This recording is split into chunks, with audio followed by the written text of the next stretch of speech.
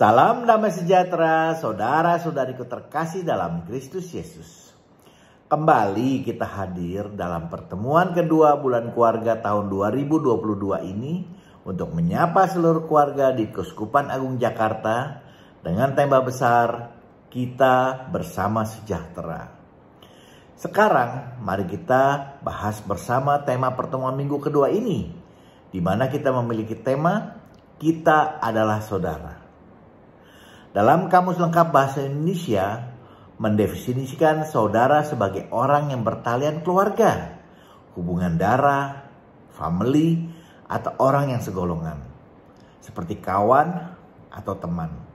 Hubungan persaudaraan dapat pula didefinisikan sebagai hubungan persahabatan yang sangat karib, selayaknya sebagai saudara. Pada pertemuan kedua ini, kita semua diajak untuk mensyukuri rahmat perbedaan dan juga persaudaraan yang Tuhan telah berikan dalam hidup kita. Serta kita diajak untuk mau semakin menjadi saudara dalam kasih tanpa memandang latar belakang yang berbeda-beda, baik suku maupun status sosial dan juga budaya. Namun terus memandang kasih Yesus yang begitu besar yang telah kita rasakan. Dalam hidup kita sebagai makhluk sosial, banyak kali kita harus berinteraksi dengan orang lain, di mana seringkali terjadi perbedaan pendapat, gesekan, bahkan perselisihan atau konflik. Bila percikan yang timbul ini tidak diselesaikan dengan baik, maka kehidupan kita pun akan menjadi tidak nyaman, di mana tidak ada ketenangan, tidak ada damai sejahtera dan juga sukacita. Dalam suasana kekeluargaan, percikan-percikan ini dapat lebih mudah diredakan karena semangat persaudaraan tadi. Untuk itu, mari kita perlu belajar untuk dapat membangun suasana persaudaraan tadi. Mengingat di dalam Kristus kita semua adalah saudara. Yang juga perlu diingat adalah persaudaraan itu di dalamnya harus terdapat nasihat, penghiburan, persekutuan roh, kasih mesra dan juga belas kasihan. Agar persaudaraan itu tetap tumbuh dalam sukacita, maka setiap dari kita harus berani dan juga mau merendahkan diri serta menempatkan kepentingan orang lain di atas kepentingan diri sendiri, sama seperti Yesus yang mau mengosongkan dirinya sehingga mati di kayu salib untuk kepentingan saudara-saudaranya, yaitu kita semua, agar dapat beroleh hidup yang kekal. Bacaan kitab suci diambil dari Filipi 2 ayat 1-5. Jadi, karena dalam Kristus ada nasihat, ada penghiburan kasih, ada persekutuan roh, ada kasih mesra dan belas kasihan. Karena itu, sempurnakanlah sukacitaku dengan ini. Hendaklah kamu sehati sepikir, dalam satu kasih, satu jiwa, satu tujuan, dengan tidak mencari kepentingan sendiri atau puji-pujian yang sia-sia. Sebaliknya, hendaklah dengan rendah hati yang seorang menganggap yang lain lebih utama daripada dirinya sendiri. Dan janganlah tiap-tiap orang hanya memperhatikan kepentingannya sendiri, tetapi kepentingan orang lain juga. Hendaklah kamu dalam hidupmu bersama menaruh pikiran dan perasaan yang terdapat juga dalam Kristus Yesus. Di sini Santo Paulus dalam suratnya kepada jemaat di Filipi menggambarkan rasa sukacita yang penuh syukur karena melihat perkembangan hidup jemaat. Dia juga memberikan nasihat kepada mereka sebagai jawaban dari adanya sedikit permasalahan yang muncul, yaitu agar mereka senantiasa hidup penuh dengan sukacita dan dalam persekutuan roh dalam menghadapi tantangan yang terjadi pada saat itu, yaitu agar mereka sehati sepikir dalam satu kasih, satu jiwa, dan satu tujuan, dengan tidak mementingkan diri sendiri. Sepertinya persoalan yang terbesar dalam hubungan ada dalam diri kita sendiri. Makanya Santo Paulus menasihati mereka untuk tidak egois dan tidak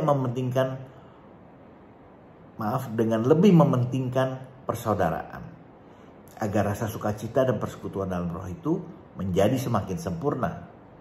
Untuk itu, dia mengajak seluruh jemaat agar belajar dari teladan Yesus, yaitu mengadakan pikiran dan perasaan yang Yesus sendiri telah tunjukkan, yang Yesus telah teladankan.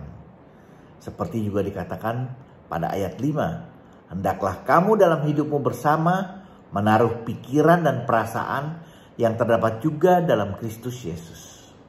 Dimana kalau kita lihat di Matius 11 ayat 28 mengatakan, belajarlah padaku karena aku lemah lembut dan rendah hati, dan jiwamu akan mendapat ketenangan.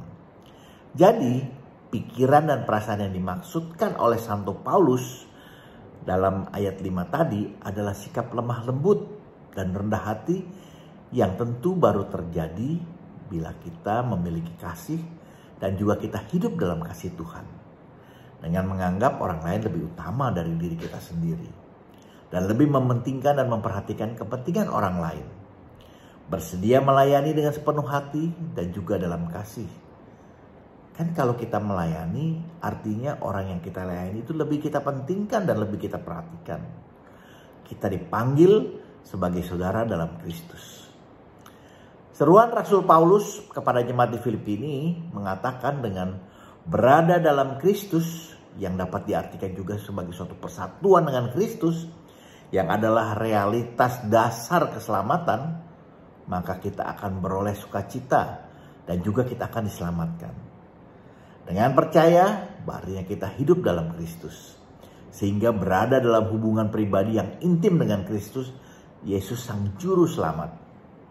Dengan demikian, tentunya segala bentuk keegoismean dan segala keturunannya seperti iri hati, kecemburuan, pertengkaran, kesombongan tidak mendapatkan tempat lagi dalam kepribadian kita sebagai orang Kristen.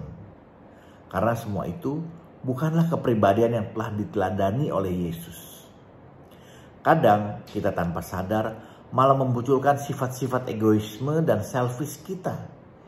Namun sebagai anak-anak Allah, kita diajak agar mau dan dapat meladani Yesus, melayani dan mementingkan orang lain dari sikap selfishness menjadi sikap selflessness.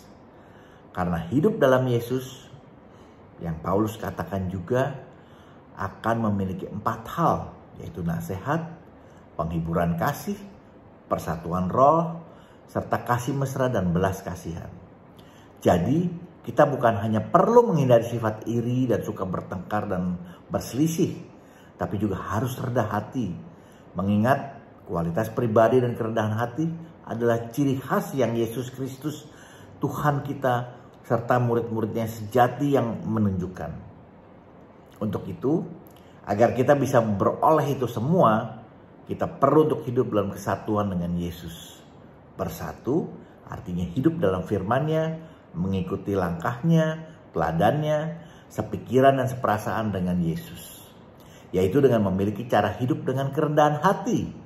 Pertama adalah dengan menganggap satu sama lain adalah lebih penting daripada diri kita sendiri. Yang kedua adalah dengan tidak hanya mementingkan kepentingan pribadi kita sendiri, namun juga memperhatikan kepentingan orang lain dan sesama. Bila ada masukan, mohon berikan komentar Anda. Jangan lupa di like dan subscribe. Juga di share agar kita dapat saling memberkati. Amin. Tuhan Yesus memberkati kita semua.